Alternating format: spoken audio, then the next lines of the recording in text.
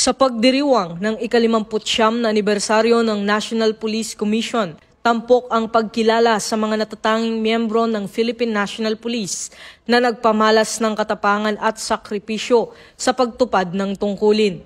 Sa temang Upholding Civilian Authority, Strengthening Police Integrity, ginawaran ng Gallantry Award ang 3 pulis mula sa Police Regional Offices 5, 7 at 11. Si Patrolwoman Karil Ann Tabirara ng Police Regional Office 5 ay kinilala sa kanyang kabayanihan matapos maisagawa ang emergency delivery sa isang babaeng nanganak sa kasagsagan ng Bagyong Pipito sa Catanduanes, kung saan nailigtas ang buhay ng mag-ina. Samantala, si Police Staff Sergeant Evan Sumatra Tapayan ng Police Regional Office 11 ay pinarangalan sa kanyang katapangan at pamumuno sa operasyon laban sa 2 most wanted person sa Davao de Oro, kung saan nasugatan siya ngunit matagumpay na na-neutralize ang mga sospek. Posthumous award naman ang iginawad kay Patrolman Mark Gomer Ornopia Sr.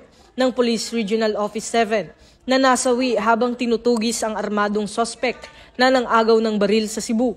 Ang kanyang sakripisyo ay nagsilbing halimbawa ng walang pag-iimbot na paglilingkod sa bayan.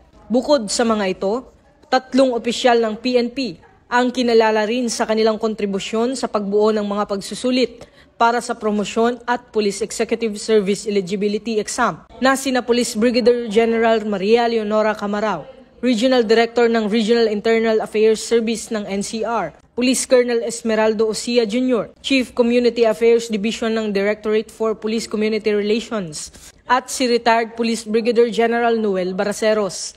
Sa mensahe ni NAPOLCOM Vice Chairperson Rafael Vicente Kalinisan, kanyang binigyang diin na ang mga parangal na ito ay sumasalamin sa kabayanihan, dedikasyon at integridad ng kapulisan sa kanilang tungkulin na pangalagaan ang kapayapaan at kaligtasan ng mga mamamayan.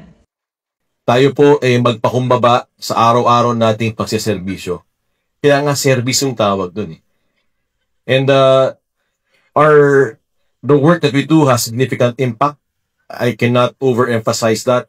Maybe the past couple of days, weeks, even months has shown that we continue to do our excellent work.